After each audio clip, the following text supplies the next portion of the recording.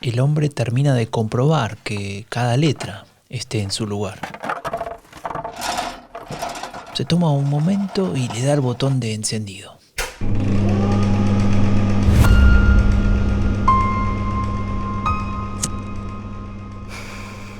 Mientras fuma su cigarrillo, mira por la ventana. No hay mucho que ver, pero no le importa porque en realidad tiene mucho para pensar. Y es que está imprimiendo algo que no termina de entender. Le ha mandado unas ideas que lo cambian todo, al menos para él. Este hombre sigue creyendo en que la raza blanca es superior. Sigue siendo racista, digamos a la vieja usanza. Pero los responsables de la revista que se está imprimiendo saben que esto ya no funciona. Que luego de la Segunda Guerra Mundial algo tienen que cambiar si quieren lograr evitar el desprecio automático que generan entre la inmensa mayoría. Saben que aquel racismo debe ser redefinido y que solo así podrá surgir la nueva derecha en Francia. Solo así podrá nacer la Nouvelle Droite. ¿Alguna vez te preguntaste de dónde viene la narrativa de Donald Trump? ¿Escuchaste hablar sobre una supuesta decadencia moral de Occidente? ¿Cuál es el poder de los Bolsonaros o los Milei en Latinoamérica? El discurso de la derecha radical tiene raíces profundas. No son solo fuegos artificiales. Son premisas, supuestos y teorías desarrolladas por un conjunto de pensadores desde hace ya varias décadas, los ideólogos de las nuevas derechas. Soy Franco de Ledona y te invito a desvelar la genealogía del pensamiento político de las nuevas derechas.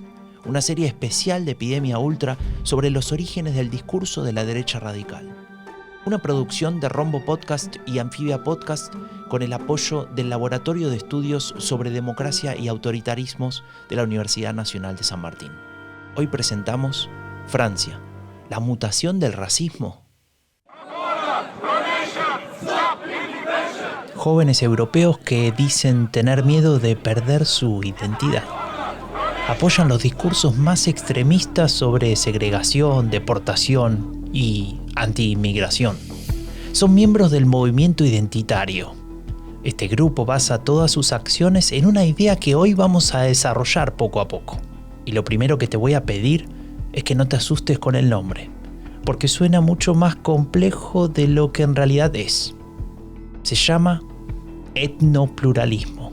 Sí, diría brevemente que el etnopluralismo podría definirse como la idea de que las distintas etnias, que podemos definir como, digamos, culturas que comparten cierto lenguaje, ciertas tradiciones, cierta sensación de pertenencia, deben ser preservadas y que para ello hay que separarlas. Es decir, tenemos una serie de culturas o etnias que habría que saber también cómo las identificamos, pero vamos a decir, no lo sé, la etnia francesa, la etnia vasca, la etnia alemana, la etnia polaca, que son muy importantes para los individuos que viven dentro de ellas, porque también este concepto tiene que ver con la idea de que el ser humano solo existe dentro de su comunidad y que en este caso es principalmente étnica y que por lo tanto hay que intentar protegerlas. Daniel Rueda, investigador en el King's College London y especialista en extrema derecha, ha escrito sobre este concepto y su importancia dentro del discurso de la Nouvelle Droite, es decir, la nueva derecha francesa. Se trata de un grupo de intelectuales que hacia fines de los 60 deciden darle un nuevo rumbo a las expresiones intelectuales de la derecha extrema de su país. Su líder es un tal Alain de Benoist. Pero antes de hablar sobre él y de sus ideas, volvamos al concepto de etnopluralismo. Claro, ¿cómo se protege una etnia? ¿Cómo construimos un mundo etnopluralista? Es decir, con varias distintas culturas que se respeten. Bueno, pues intentando evitar la mezcla. Entonces, el subtexto, digamos, de este concepto, que en principio no suena tan mal, ¿no? Como hay que proteger las culturas, no lo sé, para preservar la herencia cultural, la sensación de comunidad que tienen los individuos y tal. El subtexto es, bueno, no mezcles a la gente, que es una idea también fundamental de la extrema derecha. Hablábamos de la jerarquía y la sensación de decadencia. El miedo a la mezcla podría ser otro. El miedo a la mezcla, o la sacralidad de la pureza. Ese culto a la idea de que una sociedad homogénea comienza a tomar una dirección diferente a la del discurso racista pseudocientífico de las décadas anteriores. Se trata de una presentación diferente del mundo en el que todos los pueblos, las culturas, las etnias son igualmente importantes y valiosas, y que protegerlas significa mantenerlas inalteradas. Para la Nouvelle Droite, la separación entre culturas es fundamental, y esto acarrea ciertas consecuencias. Pero bueno, una cosa es que tengamos empatía metodológica y queramos entenderles, y otra cosa es que no chupemos el dedo. Esta idea que en principio suena hasta bien, ¿no? Como respetemos las etnias, respetemos cada civilización tiene sus características. Oye, tú no les puedes imponer nada.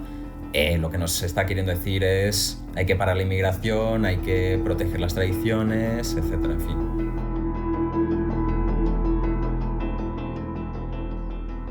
Les conservateurs, en général, veulent arrêter ou freiner l'immigration auquel nous sommes confrontés, l'immigration massive, incontrôlée. Este señor se llama Alain de Benoist. Es imposible encontrar referencias a la Nouvelle Droite sin que su nombre aparezca. No es el único, claro, pero es el referente más importante de esta corriente. En los cientos de libros y artículos que ha escrito a lo largo de los últimos 50 años, ha procurado delinear el perfil ideológico de esta corriente que nos describe Daniel Rueda. Bueno, en realidad, por ejemplo, de Benoist sí que se inspira mucho en la revolución conservadora, pero te diría, pues eso, principalmente diría que es el etnopluralismo, evidentemente, esta idea de proteger las distintas etnias y protegerlas tanto de la inmigración como de la globalización. Ellos tienen una visión muy negativa, que es algo también muy francés de Estados Unidos, como cultura materialista, individualista, etcétera, que encima se está comiendo otras culturas, llenándolo todo de McDonald's y Coca-Cola y cine de Hollywood. Pero te diría que son las ideas clásicas de la extrema derecha. Yo no les llamaría fascistas porque creo que son distintos, pero sí, quizás es una visión más autoritaria del poder, una visión mucho más homogeneizante de la nación, una defensa de las jerarquías y de las desigualdades, también de género, evidentemente, y bueno, y también una idea de, pues como decíamos antes, de decadencia, en este caso de las etnias o de las naciones, de que bueno, pues están en decadencia por X motivos y tienen que ser revitalizadas. Si tuviésemos que definir los pilares más importantes sobre los que se sostiene la idea del etnopluralismo, podríamos estar un rato largo. Sin embargo, Daniel Rueda ya lo ha hecho. Y lo ha escrito en un paper que te recomiendo leer si querés profundizar sobre este tema.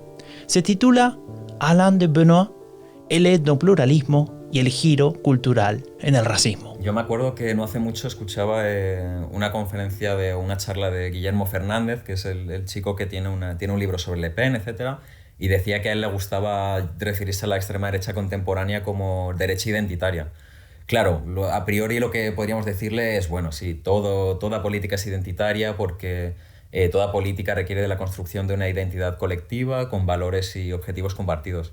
Pero creo que él tenía razón porque para estas ideologías y también para la Nouvelle Droite y Alain de Benoist, la identidad forma parte como de su núcleo ideológico. Es como... no es algo funcional, o sea, no se trata de construir una identidad para sumar a mucha gente y ganar poder en el Congreso y llevar a cabo estas políticas, sino que de lo que se trata es de recuperar y reforzar una identidad perdida, en este caso étnica, y como digo, no como un medio para ser más operativos a nivel político, sino como un fin en sí mismo. También creo que se da una visión primordialista de la identidad, en el sentido de que en este caso es étnica, en el sentido de que formar parte de una identidad colectiva es algo esencial para los seres humanos. Y ahí tenemos entonces el primer pilar, la identidad. Sin el concepto de identidad colectiva resulta sumamente difícil comprender no solo las ideas de Alain de Benoist y de la Nouvelle Droite, sino también de prácticamente todo el discurso de las derechas radicales actuales. Lo que es bastante lógico, ya que no es en absoluto novedoso. Claro, para un liberal esto puede sonar un poco colectivista y exagerado, pero no debemos olvidar, y hago una breve digresión que creo que es muy importante, que pese a que solemos asociar nosotros, porque bueno, hemos nacido más o menos cuando el neoliberalismo ya estaba implantado o se estaba implantando, que solemos asociar a la derecha y a las derechas como algo muy individualista, que hace mucho énfasis en en la importancia del mercado y en que los individuos busquen sus beneficios, tal y como estamos viendo al hablar de Nouvelle Droite, revolución conservadora y un poco menos de fascismo. Esto no ha sido el caso para la derecha, para la extrema derecha en general. Es verdad que hoy en día tenemos a partidos como Vox en España o Chega en Portugal, que son muy neoliberales, pero creo que cualquier persona que sepa un poco de historia de la derecha radical se dará cuenta de que la derecha radical históricamente es lo contrario, es antiliberal, es antiindividualista, es muy colectivista, etc. Bueno, todo esto para explicar el énfasis que hacen en la identidad, que no es algo baladí para ellos, ni algo funcional, es algo que un individuo sin identidad colectiva está perdiendo una parte esencial de la vida. Un segundo pilar te puede sonar conocido, posiblemente porque ya lo hemos mencionado en episodios anteriores cuando hablábamos sobre la revolución conservadora en Alemania. El antiliberalismo, bueno, pues no tiene demasiada complejidad y también es algo que reverbera en toda la derecha radical. Diría que, bueno, donde los liberales proclaman la necesidad del pluralismo, individualismo y desarrollo personal, pues de Benoit y la inmensa mayoría de la derecha radical están más por proponer cosas como formas de comunitarismo más excluyentes y cierta apreciación por el autoritarismo. Pues sí, diría que la clave de la crítica al liberalismo es que el liberalismo es demasiado individualista y que la vida no es eso, que los individuos están enraizados y si les quitas las raíces los vas a dejar desubicados, alienados, etc. Y ya solo nos queda el último. Se llama paneuropeísmo y es la base del intento que hace la Nouvelle Droite para construir una tercera vía en plena Guerra Fría. Y finalmente el paneuropeísmo, volviendo a las etimologías, el prefijo pan es como unión, entonces la idea sería unir a todos los pueblos europeos. ¿Dónde empieza y acaba Europa? Es algo que hablamos antes de cómo el Ku Klux Klan al principio era también contra los católicos, luego con tal. Bueno, esto va variando. Alain de Benoit creo que tiene una frase que es como que Europa va desde Lisboa hasta Vladivostok, es decir, incluye a Rusia. Hay otras ideologías de derecha radical como el nazismo que eran europeístas en el sentido que querían una Europa unida pero excluían a los eslavos. Es decir, esto varía, esto del paneuropeísmo depende a qué derechista le preguntes. Y bueno, en el contexto de la Guerra Fría creo que también tenía que ver con la idea de presentar Europa como una tercera vía entre el capitalismo americano, muy individualista, desenraizante, materialista, con una cultura sin historia y sin raíces, por un lado, y el comunismo soviético por el otro. Es decir, de Benoit lo que intenta, y esto entronca un poquito con la revolución conservadora, hablamos también de ello, es plantear que el continente europeo ha sido históricamente acechado por elementos foráneos, incluyendo la religión cristiana. Bueno, es un poco hacer trampas porque sabemos que Europa, más que ser acechada, lo que ha hecho es acechar. Pero bueno, la idea es eso, unir Europa en una especie de federación de diversas etnias como forma de revitalizar el continente y garantizar su autonomía frente a los poderes que emergen en la Guerra Fría. Pensemos que esto se escribe en los 70-80 y también recordemos esta idea fascista que también comparten partes de la derecha radical no fascista de buscar una tercera posición, ¿no?, entre capitalismo y comunismo. Bueno, pues para de Benoit, Europa es donde podemos encontrar esa posición, en tanto está entre el capitalismo salvaje americano y el comunismo soviético. Entonces, para él, unir Europa es crear una alternativa a esas dos opciones.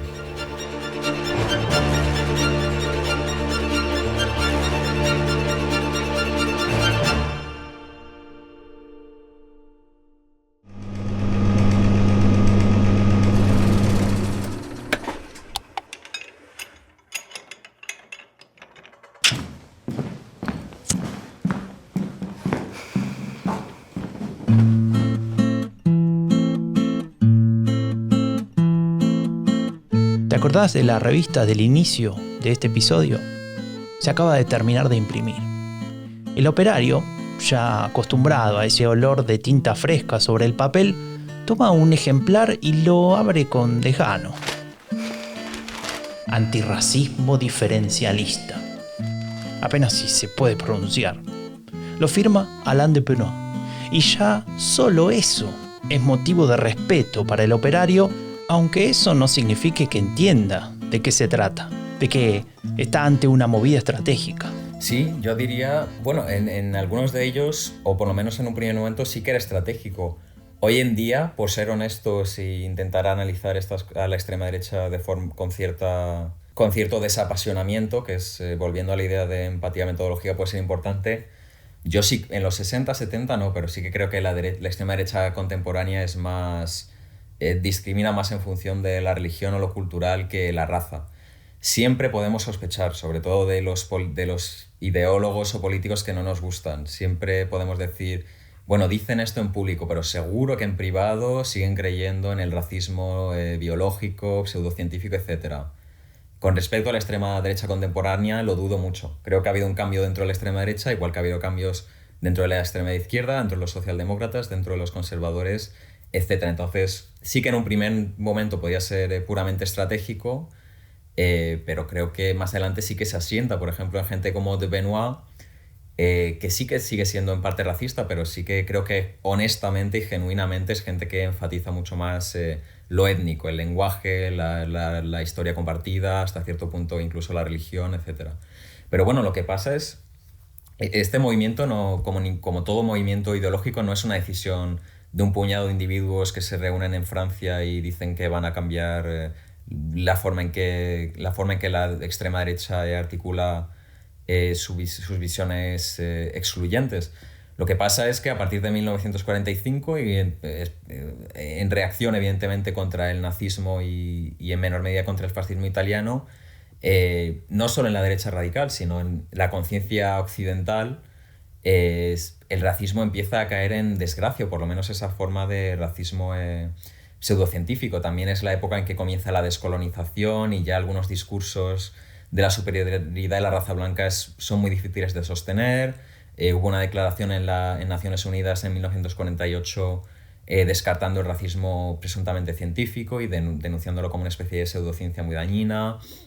Ayudó mucho el papel de un hombre muy importante para estas cosas, pero que a veces se nos olvida que existe, que es Franz Boas, que era originalmente alemán y era antropólogo, y bueno, él con sus discípulos mostraba que lo importante era la historia y la cultura, no la raza, cuando explicábamos las diferencias entre sociedades.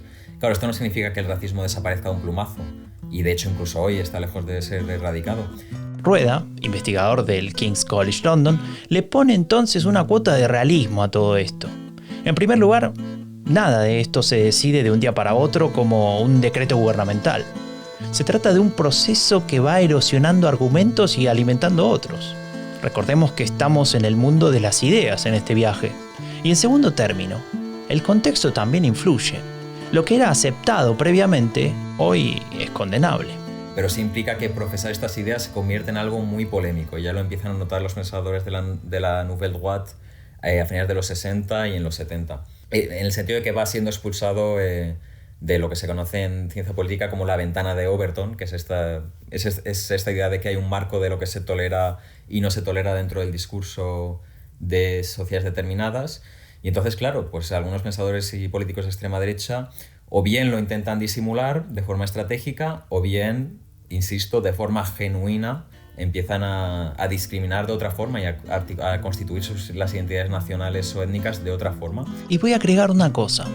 No se trata solo del contexto en función del pasado. En el presente, la Nouvelle Droite está adaptando su discurso a situaciones novedosas de esa época. También estamos hablando del momento después de la Segunda Guerra Mundial, cuando empiezan a llegar inmigrantes de las excolonias.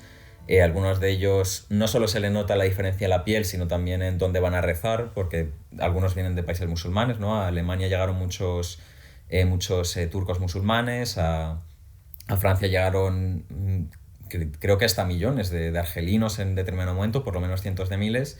Entonces, bueno, pues va cambiando. Al final las formas de alterofobia, que es esta palabra que engloba el rechazo de lo distinto, han ido variando. Esto se nos va un poco, es un poco digresión, pero el propio Ku Klux Klan en Estados Unidos al principio discriminaba a católicos, luego se dio cuenta de que había que enfatizar más la raza que el componente religioso. En fin, todo eso va variando, lo cual contrasta con la idea de estos señores de que esto es natural, esencial, ahistórico, etc. Porque en realidad las formas en que la extrema derecha, por sintetizarlo, siempre va a ser agresiva con algún tipo de otredad. Ahora bien, que esa otredad tenga que ver con tener la nariz o el color de piel de un modo u otro, o llevar o no hijab, eso es lo que va variando históricamente. Entonces, y yo insistiría, ya sé que esto es quizás un poco problemático de oír porque estamos tentados a decir eso, que no, que siguen siendo racistas, que simplemente mienten para ganar votos o para articular ideas más respetables. Pero yo creo que genuinamente dentro de la extrema derecha europea, a partir de eso, cuando nace la Nouvelle Droite, finales de los 60, 70, 80, sí que hay un cambio hacia otro tipo de alterofobia y que es genuino. Y yo creo que es honesto, la verdad. Aunque me sepa hasta mal decirlo, creo que es honesto. Rueda nos regala una reflexión que de hecho está en su paper y que podría influenciar a nuestra capacidad para entender el fenómeno de las nuevas derechas. Tampoco nos obsesionemos con el racismo, que igual es una idea que nos viene mucho de Estados Unidos. Ponerlo en el centro. Se puede ser muy violento y muy discriminador con función de la religión, con función de la cultura, con función de la lengua en la que hablas. Es decir, parece que hay varias formas de discriminación y pensamos que el racismo es lo peor. En realidad, hay otras formas de discriminación que pueden ser igual de peligrosas. Lo que quiero decir es, cuando digo que la extrema derecha ha pasado a un tipo de alterofobia más culturalista, religiosa, no digo necesariamente que sean menos peligrosos. La raza no tiene por qué ser el elemento discriminatorio más violento. En Europa lo sabemos bien que por religión se puede matar y matar mucho. O sea.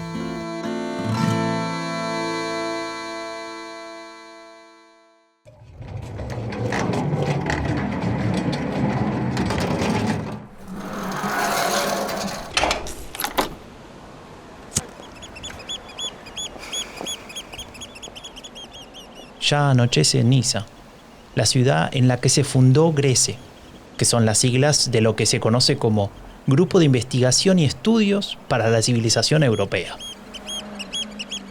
El aire del Mediterráneo refresca la mente de este operario que, pese a todo, no puede dejar de pensar en el diferencil, bueno, ya ni se acuerda cómo era. Y en realidad es lo que menos le preocupa. Porque lo que realmente no entiende es esa decisión de no participar políticamente. ¿Cómo pueden estos intelectuales pensar que se puede cambiar algo si no se meten en el barro de la política? Y claro que no lo entiende, porque lo está pensando desde el ángulo equivocado. Para Alain de Benoist y los suyos, no se trata de abandonar la política, sino que el objetivo es ir más allá de la política. Lo llaman justamente la metapolítica. Sí, bueno, para aclararlo, porque suena una palabra un poco extraña, empecemos por la etimología. Lo que significa política ya lo sabemos, pero meta significa simplemente más allá, como en metafísica es ir más allá de lo físico, de lo que percibimos con nuestros sentidos. La metaficción es hacer ficción de la ficción en un libro en literatura. Entonces la metapolítica tiene que ver con ir más allá de la política, que no de lo político. Espero que esto suene más o menos claro, pero cuando hablamos de ir más allá de la política, estos pensadores se refieren más a la política como algo institucional, de partidos, congresos, senados, votos, comisiones, etc. Entonces la idea fundamental es situarse por fuera de la política institucional, no porque se entienda que la política institucional es irrelevante, sino porque se considera que antes de que lleguen cambios a dicho espacio, tiene que haberse producido cambios en lo cultural. Antonio Gramsci hablaba de esto y decía, por ejemplo, que los ejércitos de Napoleón, cuando conquistaban Alemania o cuando conquistaban el norte de Italia, se encontraban con ciertas facilidades porque antes de que llegasen los ejércitos de Napoleón habían llegado libros de Voltaire, de Rousseau, etcétera, que habían difundido ciertas ideas ilustradas, que al menos en parte los ejércitos de Napoleón trataban de instaurar por Europa. Gramsci. Es que estamos hablando de Antonio Gramsci. Dudo un poco de esta idea de llamar a la Nouvelle Droite gramscianos de derechas. Sé que suena curioso, sé que suena provocador. Ellos mismos se llamaban así para, plantearse un poco como gente un poco heterodoxa, un poco juguetona, que pilla ideas también de la izquierda. Para mí ser gramsciano no es solo priorizar el combate cultural, que como te digo, no es una idea muy compleja en realidad. Es algo casi de sentido común que probablemente se le pueda ocurrir a mucha gente, esto de que hay que cambiar las conciencias y la cultura antes de conquistar el poder político. No es una idea muy, muy sofisticada, sino que también tiene que ver, el gramscianismo, con una visión de cómo se construyen las identidades colectivas, la centralidad de la clase social, una distinción en cómo se hace la revolución en Occidente y cómo se hace en Oriente. Entonces yo no diría que de Benoit y sus camaradas fuesen gramscianos, diría que toman una idea de Gramsci, que insisto, sin yo faltarle el respeto a Gramsci, nada más alejado de eso, tampoco es una cosa, no sé, no hay que ser Einstein para darse cuenta de lo importante del combate cultural. Pero bueno, la metapolítica, por no enredarme, sería eso. Primero cambiamos la cultura, luego cambiamos la política, es una idea que usa la Nouvelle Droite, y más tarde, que imagino que lo haremos, la Alt-Right.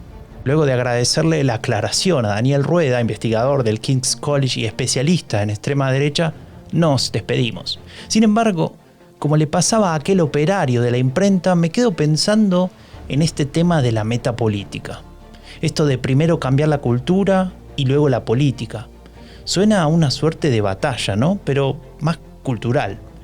Tal vez nuestro viaje para entender más sobre la Nouvelle Droite deba seguir por ese camino.